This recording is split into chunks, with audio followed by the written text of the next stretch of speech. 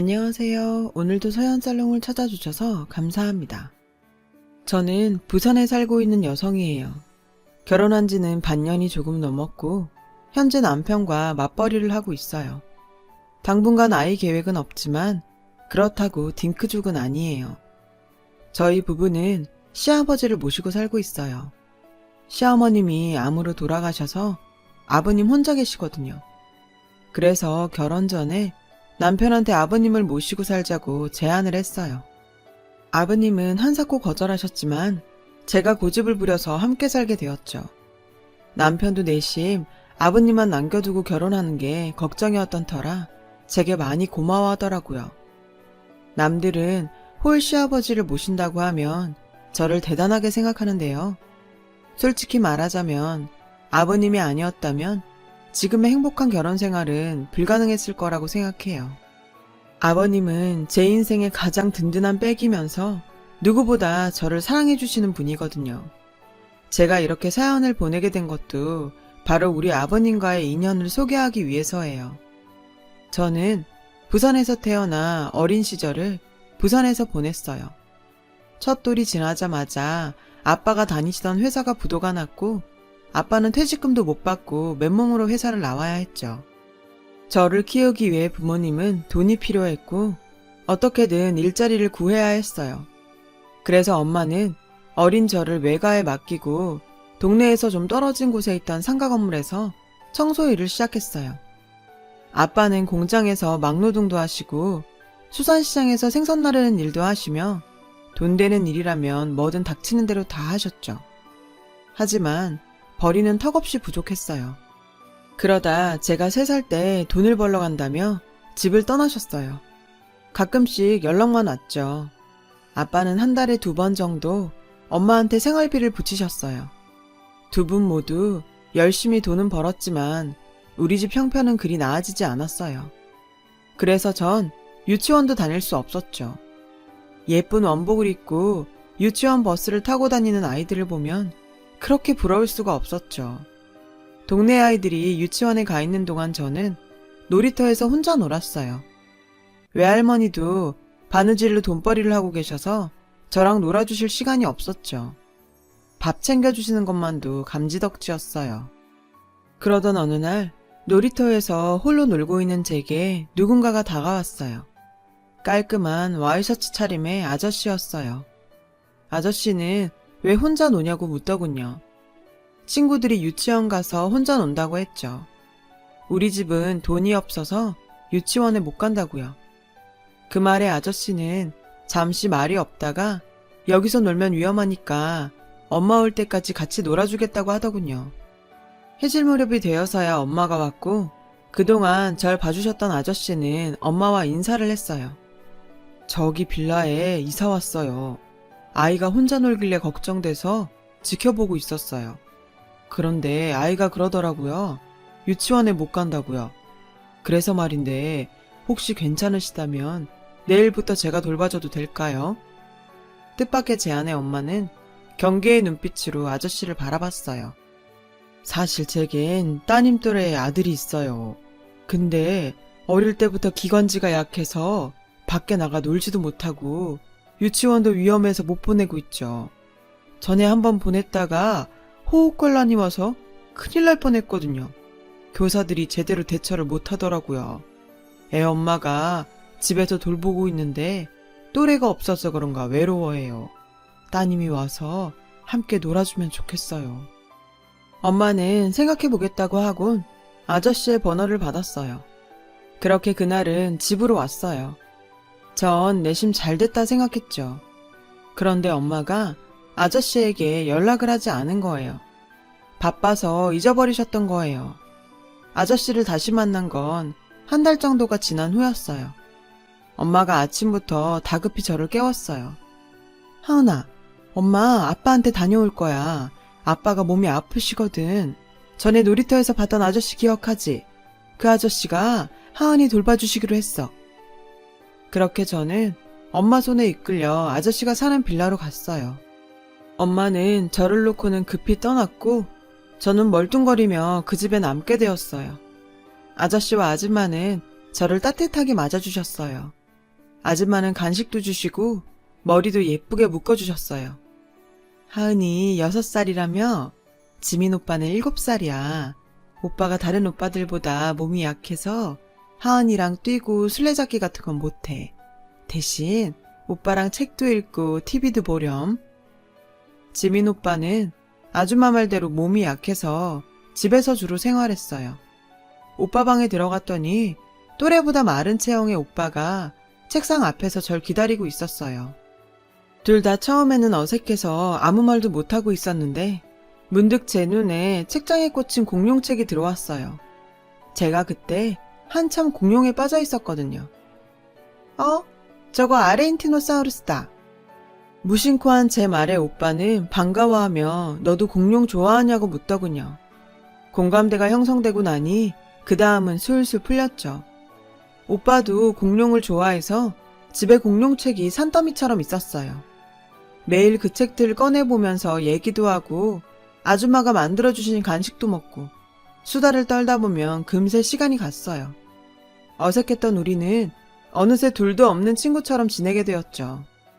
하루는 아저씨 집에서 하룻밤 자게 돼서 다음날 엄마가 절 데리러 왔어요. 하은아, 아빠가 바쁜 데다 몸도 안 좋아서 아무래도 엄마가 아빠한테 가 있어야 할 것 같아. 그럼 나는 누구랑 살아? 하은이는 외할머니랑 살게 될 거야. 전 울면서 싫다고 했지만 엄마는 미안하다는 말만 했어요. 엄마가 아빠랑 열심히 일해서 하은이랑 같이 살 수 있도록 노력할게.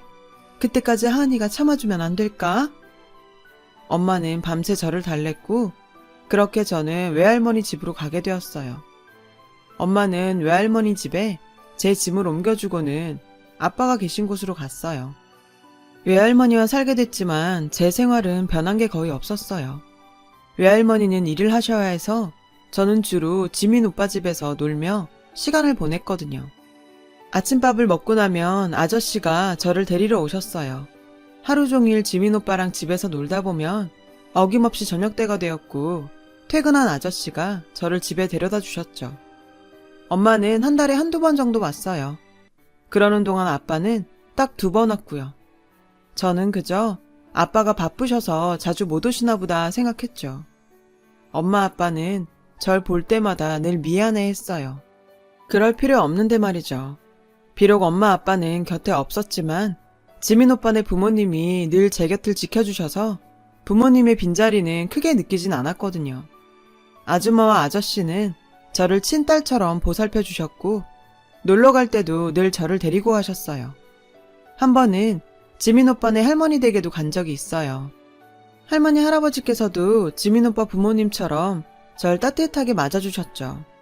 일만 하시고 저는 보는 둥 마는 둥 하시던 외할머니와는 완전 달랐어요. 그래서 저는 늘 지민 오빠가 부러웠어요. 초등학교 예비 소집일과 입학식에 함께 가주신 분도 아줌마와 아저씨였어요. 지민 오빠가 먼저 초등학교에 들어가 있었기 때문에 오빠는 항상 저를 데리고 등교해서 교실에 데려다 주곤 했어요.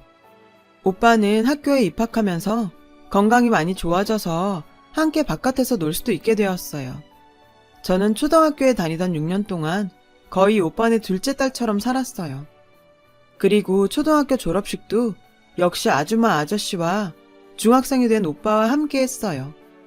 꽃다발을 사오신 아저씨가 짜장면도 사주셨어요. 마치 단란한 가족처럼 말이에요. 그날 새벽 무렵 누가 저를 거칠게 흔들어 깨웠어요. 외할머니였죠. 당장 옷 챙겨 입어.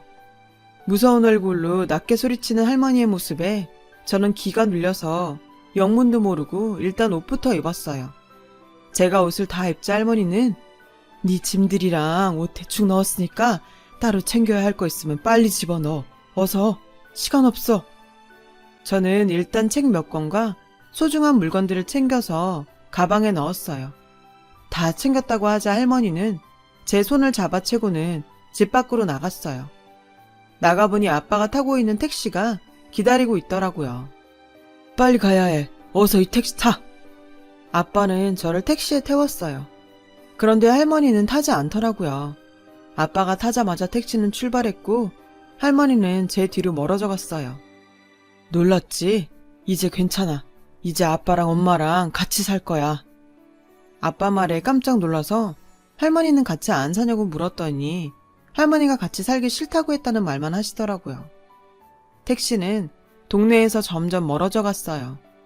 그 순간 떠오르는 사람이 있었어요. 지민 오빠와 아줌마, 그리고 아저씨였어요. 인사도 못하고 온 게 내내 마음에 걸렸어요. 아빠, 나 아저씨 아줌마랑 오빠한테 인사도 못했어. 인사라도 하고 가면 안 돼? 나한테 얼마나 잘해주셨는데. 그랬더니 아빠는 바쁜데 귀찮게 한다는 듯 퉁명스럽게 말했어요. 나중에 다시 와서 그때 인사해. 지금은 아무 말 말고 눈이나 붙여. 이제 엄마랑 아빠랑 같이 살 수 있게 됐는데 기쁘지도 않니? 아빠 말에 더는 뭐라고 할 수 없었어요. 그렇게 한참 동안 새벽길을 달려서 남양주에 도착했어요. 아빠를 따라 들어간 빌라에는 엄마가 기다리고 있었어요. 우리 딸 졸업 축하해. 엄마가 못 가서 서운했지? 그래도 엄마가 졸업 선물로 우리 딸 가방도 사놨으니까 마음 풀어. 이제 엄마 아빠랑 사는 거야. 좋지? 저는 상황이 어떻게 된 건지 몰라서 혼란스러웠어요. 부산에서부터 몇 시간을 달려온 탓에 너무 피곤해서 동이 틀 무렵에 까무룩 잠이 들었어요. 눈을 떠보니 다음날 아침이더라고요. 엄마는 주방에서 아침 준비를 하고 있었어요. 엄마한테 어떻게 된 일인지 물었어요. 뭐가 어떻게 돼? 이제 여기서 학교 다니면서 엄마 아빠랑 사는 거지? 그럼 우리 부산에는 다시 안 가? 제 물음에 엄마는 표정이 싹 굳었어요. 거긴 왜 가? 뭐 좋은 기억이 있다고. 여기가 너 공부하기에도 훨씬 좋아. 아빠 다니는 회사도 안정적이고 엄마도 청소일 할 때보다 지금 일하는 식당이 돈도 더 많이 주고 말이야. 그러니까 이제 부산은 잊고 여기서 공부하고 새 친구들도 많이 사귀고 그러렴. 부산으로 돌아가지 않는다고 하자 저는 덜컥 겁이 났어요. 그 말이 꼭 다시는 지민 오빠네 가족들과 만날 수 없다는 말처럼 들려서 불안했어요. 그래서 엄마에게 한 번 더 말을 꺼내봤어요. 그런데 엄마가 화를 내더라고요. 넌 왜 아까부터 그 집 식구들만 찾니? 엄마 아빠랑 같이 살게 된 게 싫어? 그 집에서 살고 싶은 거야? 그동안 엄마랑 아빠는 너 하나 데려오려고 얼마나 고생을 했는지 알아? 밤낮 없이 죽어라 일만 했어. 그런데 부산에 가자고? 싫어. 안 가. 부산에선 힘든 기억밖에 없는데 거기 가서 또 지긋지긋한 가난에 치여 살라고? 싫어. 그 모습에 저는 더 이상 말을 할 수가 없었어요. 그냥 엄마 말을 따를 수밖에요. 저는 그렇게 남양주에서 살게 되었어요. 얼마 뒤 근처 중학교에 입학도 했죠. 처음에는 지민 오빠네 가족이 너무 그리웠어요. 같이 살게 됐다고는 해도 엄마 아빠는 여전히 바쁘셔서 저는 대부분의 생활과 학교 일들을 스스로 처리하고 해결해야 했어요. 옆에서 늘 딸처럼 동생처럼 자상하게 챙겨주던 아줌마 아저씨, 오빠가 너무 보고 싶었어요. 입학하고 처음 적응 기간에는 밤마다 몰래 눈물을 흘렸죠. 그런데 시간이 약이라는 말이 맞긴 하더라고요. 학교에 적응하고 친구들과 사귀고 나니 점점 이곳 생활에 익숙해지기 시작했고 서서히 부산에서의 생활을 잊게 됐죠. 친구들과 서울도 한번 가봤는데 거긴 신세계더라고요. 왜 말이 태어나면 제주로 보내고 사람은 서울로 보내라고 했는지 그 뜻을 알 것도 같았어요. 그렇다고 노는 데만 빠져 산 건 아니고 공부도 나름대로 열심히 했어요. 사실 중학생 되고 어느 정도 자라면서 나는 부모님처럼 일만 하면서 가난하게 살지 말아야지 하는 생각을 했거든요. 대학에 못 갈 가능성이 높긴 했지만 그래도 공부는 나름 열심히 했어요. 그런대로 성적도 중상위권 정도는 됐어요. 다행히 고등학교 때 성적이 조금 더 올라서 대학을 노려볼 정도가 되었죠. 그렇다 보니 엄마도 욕심이 생기셨죠. 엄마 아빠가 뼈 빠지게 일해서 전문대 정도는 지원해 줄 테니 열심히 공부해.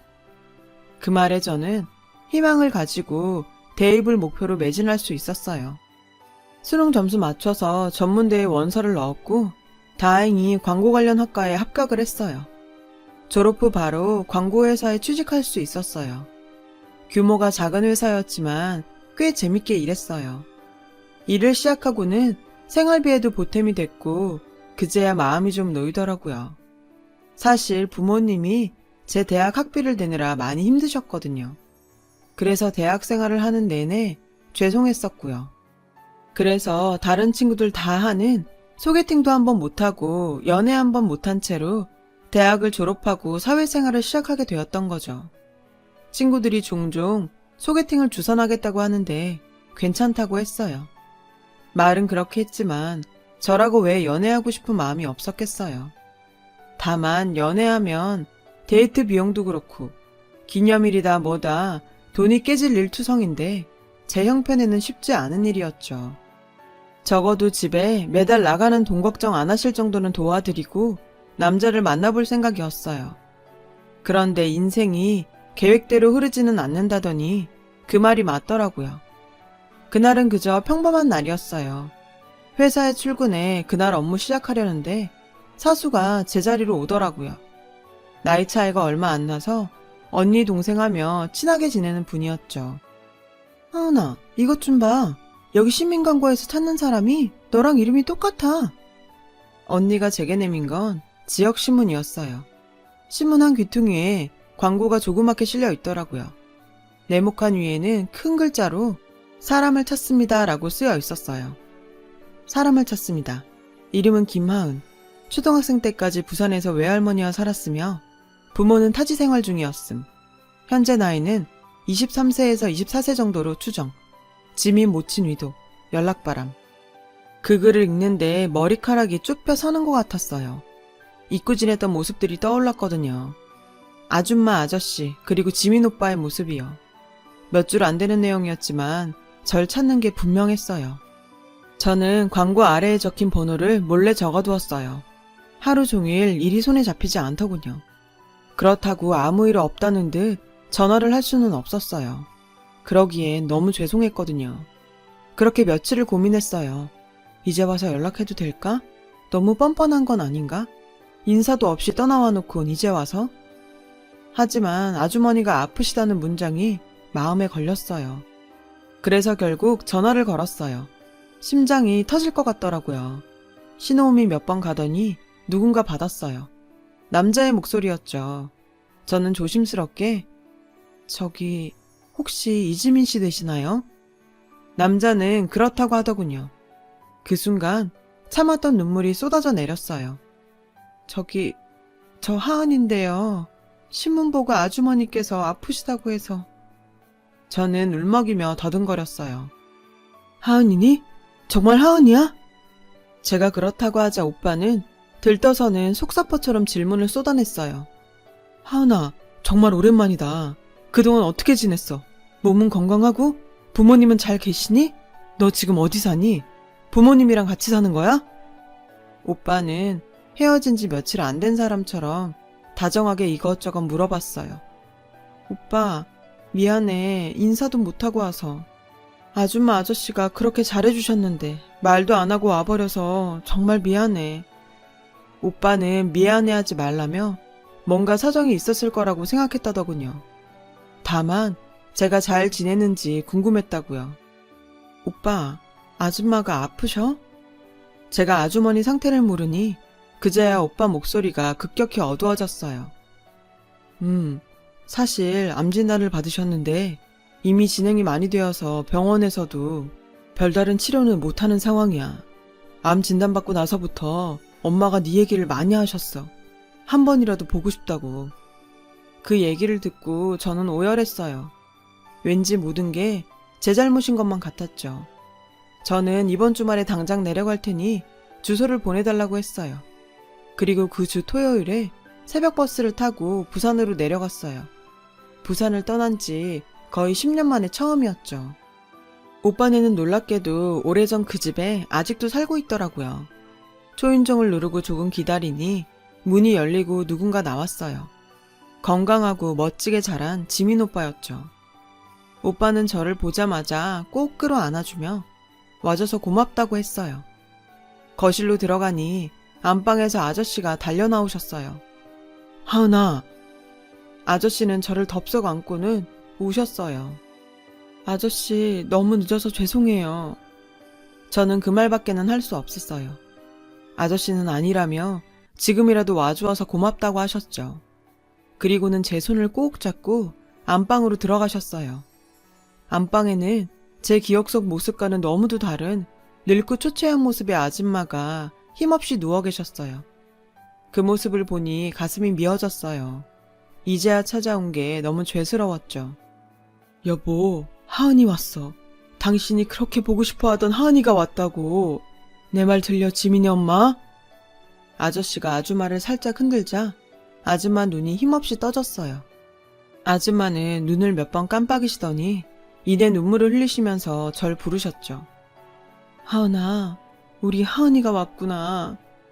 저는 그대로 달려들어 아줌마 품에 안겼고 하염없이 눈물을 흘렸어요. 아줌마가 아파서 맛있는 거 못 해줘서 어떡하지? 하며 웃으시더라고요. 그제야 저도 웃을 수 있었죠. 그날 지민 오빠 집에서 다 같이 밥도 먹고 수다도 떨면서 어린 시절을 추억했어요. 그 시절로 돌아간 것 같아 행복하더군요. 제가 광고회사에 다닌다고 했더니 다들 축하해 주셨어요. 오빠는 출판사에서 일을 한다고 하더라고요. 근데 하은아, 그때 왜 말도 없이 떠난 거야? 다음날 너희 집에 가보니까 집도 싹 비워지고 너희 할머니도 사라지고 안 계시더라고. 정말 놀랐어. 아저씨 물음에 전 고개를 갸웃했어요. 저도 잘 모르겠어요. 그날 할머니가 새벽에 갑자기 절 깨우셔선 데리고 나가셨는데 아빠가 탄 택시가 집 앞에서 기다리고 있더라고요. 그거 타고 남양주로 가게 됐어요. 거기서 부모님이랑 같이 살았는데 제가 부산에 가자고 몇 번이나 얘기를 해도 화를 내시면서 부산에는 절대 안 간다고 그러시더라고요. 그 말에 아저씨는 고개만 끄덕이셨어요. 지민 오빠 집에서 하룻밤을 지내고 서울로 올라온 저는 엄마한테 물었어요. 왜 그렇게 부산을 떠났어야 했는지를요. 그랬더니 엄마가 대뜸 물었죠. 너 부산에서 무슨 일 있던 거 아니지? 그 모습에서 내가 모르는 뭔가가 있다는 걸 알 수 있었어요. 나 이제 어린애 아니야. 빨리 얘기해. 솔직히 말 안 하면 나 집 나가버릴 거야. 엄마는 난감한 듯이 저를 보시다가 한숨을 푹 쉬고는 얘기를 시작했어요. 부산을 떠나기 몇 달 전 엄마와 아빠는 외할머니한테 전화를 한 통 받으셨대요. 급히 돈이 필요하다고요. 알고 봤더니 외할머니가 도박에 빠져서 큰 빚이 생겼던 거예요. 엄마 아빠는 일단 저부터 데리고 가기로 하고 외할머니는 나중에 정리 좀 되면 오시기로 했었다나 봐요. 그런데 자식 보기 부끄러우셨는지 할머니는 그날 이후 연락을 끊고 자취를 감추신 거죠. 그게 무슨 소리야. 그날 할머니도 같이 왔었으면 됐잖아. 어떻게 할머니만 거기다 버리고 올 수가 있어. 어쩔 수가 없었어. 내 자식 지키는 게 우선이고 우리 집도 힘든 마당에 네 할머니 도박 빚을 어떻게 감당하니? 빚쟁이들이 우리 집까지 알아채기 전에 연락 끊고 사는 게 최선이었다고. 저는 큰 충격을 받았어요. 제게 사랑을 주시지는 않았지만 그래도 제 외할머니였으니까요. 엄마 아빠가 그런 식으로 외할머니를 버렸다는 게 믿어지지 않았어요. 그리고는 주말에 다시 부산으로 내려가 아저씨한테 이 얘기를 했어요. 아저씨도 저만큼이나 놀라시더라고요. 할머니는 우리도 소식을 들은 게 없어서 동네에서 아예 사라지셨거든. 아저씨는 괜찮으실 거라고 절 위로해 주셨지만 그런다고 복잡한 마음을 떨칠 수는 없었어요. 그날 이후 저는 자주 부산에 내려갔고 올라올 때는 늘 지민 오빠가 차로 데려다 주었어요. 그렇게 얼마간 서울과 부산을 오가던 오빠와 저는 조금씩 감정이 생겨났죠. 그러던 어느 날이었어요. 하은아, 오빠가 할 말이 있어. 갑자기 이런 말하면 당황스러울 거 알지만 그래도 내 마음을 전하고 싶어. 나 너 많이 좋아해. 아주 오래전부터. 나랑 사귀지 않을래? 갑작스러운 고백이었지만 내심 저도 같은 마음이었기에 오빠의 대시를 받아들였어요. 집안 사정 때문에 연애를 포기했던 저였지만 이번만큼은 욕심을 내고 싶었거든요. 연애를 시작하고 그제야 저도 남들처럼 데이트를 할 수 있었어요. 극장도 가고 도시락을 싸서 공원도 가고 야외 자동차 극장도 가보았죠. 무엇보다 바라만 봐도 가슴 따뜻해지는 사람이 생겼다는 게 좋았어요. 그렇게 우리는 3년 정도 연애를 했고 결혼을 하게 되었어요. 원래는 좀 더 일찍 하려고 했는데 그 사이 아줌마가 세상을 떠나셔서 1년 정도 애도의 시간을 갖고 결혼식을 올리게 되었죠. 혼자 남으신 아버님을 혼자 둘 수 없어서 제가 모시고 살자고 했어요. 제게는 아빠 같은 분이니까요. 그리고 저는 아직도 외할머니를 찾고 있어요. 여기저기 수소문을 하고 있지만 쉽지는 않네요. 그래도 찾을 수 있을 거란 희망은 버리지 않으려고요. 끊어진 줄 알았던 지민 오빠의 가족들도 이렇게 기적처럼 다시 만나서 결혼까지 하게 됐잖아요. 그러니 끝까지 포기하지 않으려고 해요. 인연이라는 게 그리 쉽게 끊기진 않는 것 같습니다. 제 이야기를 들어주신 모든 분들의 옆에도 소중한 인연으로 가득하시길 바랍니다. 여러분, 사연 댓글에 응원과 현명한 조언 부탁드려요. 좋아요와 구독은 저에게 큰 힘이 됩니다. 오늘도 좋은 일 가득하세요.